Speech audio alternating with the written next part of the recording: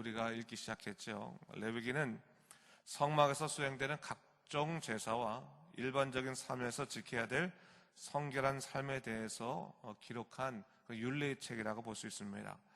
총 27장으로 기록되어 있는 이 책은 크게 보면 16장까지는 5대 제사를 중심으로 한 의식으로서의 제사를 이야기하고 있습니다. 그리고 17장부터는 7대 절기를 중심으로 우리 삶 속에 일어날 수 있는 그런 삶의 제사에 대해서 이야기하고 있는 것을 볼 수 있습니다.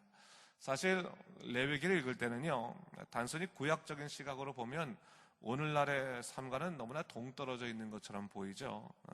그래서 예수 그리스도의 구속적인 차원에서 신약과 상관적인 관계 속에서 읽어야지만 더 그 깊은 의미를 이해할 수가 있게 됩니다. 이번 주 수요일 날 제가 5대 제사에 대한 이야기를 구속사적인 입장에서 이야기할 테니까 그때 와서 듣고, 오늘은 그 중에서 소제에 관한 말씀을 좀 간단하게 살펴보도록 하겠습니다. 소제는 구약의 5가지 제사 중에서 유일하게 생축의 생명을 드리지 않는 곡식을 통한 제사입니다. 하지만 단순한 그냥 곡식의 제사가 아니라 자신이 땀을 흘려 얻은 소산을 드려야 되는 제사이고, 보통의 경우에는 번제와 더불어서 드려졌기 때문에 번제가 우리 생명을 주님께 온전히 드린다는 희생의 의미를 갖고 있다면, 이 소제는 우리의 모든 소출이 다 주님께로부터 왔습니다 라는 그 고백을 하는 믿음의 제사다, 그렇게 볼 수가 있겠습니다. 오늘 본문을 보게 되면 이 소제가 드려질 때의 특징들을 잘 설명하고 있는데, 제가 15절 말씀을 읽겠습니다. 한번 보세요, 여러분. 그 소제의 고운 가루 한 움큼과 기름과 소제물 위에 유향을 다 가져다가 기념물로 제단 위에 불살라 여호와 앞에 향기로운 냄새가 되게 하고, 얘기하고 있어요. 본문을 보니까요, 소제가 드려질 때 그 곡식이 통으로 드리는 것이 아니라 고운 가루로 갈아서 드려야 된다, 그렇게 이야기하고 있습니다. 이 고운 가루는 영적으로 본다면 자기를 내려놓는 것, 혹은 자기를 하나님께 드리는 자기 부인의 삶이라고 말할 수 있겠죠. 사실 오늘날 우리가 살아갈 때요, 내 자신의 능력으로부터 오는 소출이 있을 수가 있습니다. 그때 그 소출의 크기로 말미암아 자신이 크게 느껴지기도 하고, 혹은 자기 자신이 아주 초라하게 느껴지기도 합니다. 하는 일이 잘 되면, 야, 내가 이렇게 능력이 많은 사람이구나, 그러면서 우쭐하게 되죠. 반면에 정말 하는 일이 안 되게 되면 자기 인생에 대해서 낭망하게 되고요, 낙심하고 절망하게 되지 않습니까? 근데 여러분, 이런 모습들이요, 하나님 앞에서도 영적인 교만으로 등장할 수 있다고 하는 것을 우리가 잊지 말아야 됩니다. 그런 의미에서 이 고운 가루라고 하는 것은 뭐냐?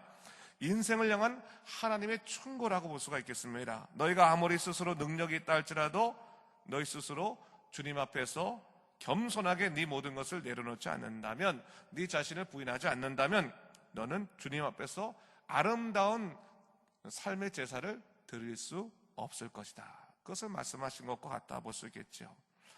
하나님 앞에 겸손한 제물을 드리기 위해서는요, 우선적으로 우리 자신이 고운 가루가 되는 그런 과정이 먼저 필요한 것입니다. 요한복음 12장 24절 말씀 보면 이런 말씀이 있죠. 하늘의 밀이 땅에 떨어져 죽지 아니하면 하늘 그대로 있고 죽으면 많은 열매를 맺느니라 말씀하셨어요. 바로 그겁니다. 하나님 앞에서 내가 죽은 하늘의 밀이 된다면 거기에서는 많은 열매가 날 수 있다. 성경은 우리에게 이렇게 말하고 있습니다. 오늘 우리 자신의 삶의 제사를 한번 생각해 볼 필요가 있습니다. 여전히 내 자신이 살아있어서 통으로 서 있는 삶인지, 아니면 하나님 앞에서 내가 완전히 고운 가루로 갈려서 정말 주님께 겸손한 모습으로 나아가고 있는지를 다시 한번 돌아보고, 우리가 믿음의 삶을 살아간다는 것이 무엇인지를 한번 돌아볼 필요가 있는 거죠. 하나님 앞에서, 하나님, 저는 이런 사람입니다, 저는 이렇게 훌륭한 사람입니다, 그렇게 말하는 것이 중요한 것이 아니라 주님만이 나의 전부 되심을 고백할 수 있는 믿음의 삶이 중요하지 않겠습니까? 자, 그런데 여러분, 이런 자기 부인의 삶, 이 부인의 삶에 분명히 덧입혀져야 될 것이 있는데, 그것이 오늘 15절 말씀 보니까 뭐라고 말하고 있습니까? 이 고운 가루 위에 뭐가 부어져야 된다고요? 기름이 부어져야 된다. 기름이 부어진다 말하고 있어요. 기름이 상징하는 것이 뭐겠습니까? 이 당시의 기름은요, 오늘날보다도 훨씬 더 유용하게 사용되었다고 합니다. 음식을 조리할 때뿐만 아니라 상처가 났을 때, 독충에 물릴 때도 기름이 사용됐습니다. 그래서 이 기름이야말로 생활 필수품이었습니다. 그런데 한번 생각해 보세요. 이 기름이라고 하는 것은 구속사적으로 볼 때는 무엇을 의미하겠습니까? 성령님을 의미하는 겁니다. 근데 여러분, 우리 육적인 삶에 있어서 기름이 그렇게 필요했듯이 영적인 삶에 있어서 반드시 요구되는 것이 뭡니까? 성령의 기름 부음, 성령의 임재가 가장 필요하다는 것을 잊지 말아야 되는 거예요. 우리의 삶이 하나님께서 기뻐하시는 예배자의 삶이 되기 위해서는요, 우리 스스로의 헌신도 필요하지만 가장 기본적인 예배자의 삶에는 성령의 임재가 필수적인 것입니다. 성령의 동행하심, 그 임재하심이 없이 하나님께 온전한 예배를 드릴 수가 없습니다. 그런 의미에서 여러분, 우리가 기도할 때 항상 성령의 임재를 위해서 기도해야 됩니다. 성령을 사모하고 성령님 오시옵소서, 성령을 갈망하는 마음으로 기도해야지만 성령께서 우리 마음속에서 충만하게 거하시면서 우리의 삶을 이끄신다고 하는 것을 잊지 말아야 되는 거죠. 그러면서 이 고운 가루 얘기하고 그다음 뭡니까? 기름을 얘기한 다음에 본문에 보니까 유향에 관해서 이야기하고 있습니다. 요한계시록에 보면요, 유향을 성도들의 올바른 생활이라고 그렇게 이야기하고 있습니다. 특별히 오늘 소재에 고운 가루, 기름, 유향을 동시에 이야기하는 것에 대해서 우리가 좀 관심을 가질 필요가 있는데, 진정한 예배를 드리기 위해서는 우리 자신을 성령 충만해야 할 뿐만 아니라 우리 자신을 내려놓는 자기 부인의 삶이 있어야 되는 것이고, 동시에 우리 삶이 뭡니까? 하나님 보시기에 바른 순결한 모습이 바탕이 되어야 한다, 그것을 얘기하고 있는 것이죠. 아무리 내 스스로가 신앙 좋다라고 말해도 여러분, 그것이 의미 있는 것은 아닙니다. 하나님이 인정하시는 신앙이 바른 신앙 아니겠습니까? 하나님이 인정하시는 신앙이야말로 다른 사람들에게도 영향력이 있는 겁니다. 이게 향기로운 제사라고 말하는 것이 바로 그런 겁니다. 고린도후서 2장 14절 말씀 보니까요, 이런 말씀이 있습니다. 항상 우리를 그리스도 안에서 이기게 하시고 우리로 말미암아 각처에서 그리스도를 아는 냄새를 나타내시는 하나님께 감사하노라 했어요. 그리스도인들에게 향기가 있다고 말하는 겁니다. 향기가 없는 꽃은 이상하지 않습니까, 여러분? 향기가 나야지 꽃 같은 거 아니겠습니까? 그리스도인도 마찬가지입니다. 예수님의 냄새가 나야지만 그리스도인 같은 건 아니겠습니까? 성령이 우리 안에 충만해야 됩니다. 동시에 말씀에 힘입어서 우리가 삶을 살아가는 그런 향기로운 삶의 모습, 그런 바른 삶의 모습도 중요하다는 것을 알아야 되는 것이죠. 그러기 위해서 여러분, 17절 말씀 우리가 좀 기억해 볼 필요가 있습니다. 17절 말씀 한번 보세요, 여러분. 그것에 누룩을 넣어 굽지 말라. 이는 나의 화제물 중에서 내가 그들에게 주어 그들의 소득이 되게 하는 것이라. 속죄제와 속건제 같이 지극히 거룩한 줄. 자, 요리를 해서 이제 하나님께 바쳐야 되는데 뭘 넣지 말라고 말하고 있습니까? 누룩을 넣지 말라. 누룩을 넣지 말라라고 말하고 있습니다. 자, 떡을 만들기 위해서는요, 누룩을 넣는 것이 절대적으로 필요합니다. 그런데 하나님께 드리는 제물에는 누룩을 넣어서는 안 된다라고 얘기하고 있습니다. 왜 그렇습니까? 이 누룩은 전통적으로 부패와 부정, 죄와 타락을 의미하기 때문입니다. 누룩은 부풀게 하는 역할을 하는 거죠. 자기 자신보다 훨씬 더 몸집을 크게 만들고 맛있는 것처럼 보이게 합니다. 주님은 그러한 삶을 경계하라고 이야기하고 있는 겁니다. 하나님 앞에서요, 우리 자신을 좀 겸손하게 나를 드리고 거기서부터 바른 믿음 생활을 할 것을 지금 권고하고 계신 거죠. 여러분, 우리가 향기로운 제사를 내기 위해서는 항상 누룩을 제거하는 훈련을 가져야 되는, 누룩만 넣으면 맛있어 보이죠. 맛이 있게 되는 것처럼 보이고 몸집도 커져 보이고. 근데 여러분, 때로는 몸집이 커져 보이지 않는다 할지라도 죄를 자꾸 빼앗내야 되는 겁니다. 여러분, 조금만 우리가 나쁜 짓만 하면 다른 사람보다 잘 살 수 있는 길이 얼마나 세상에 많은지 모릅니다.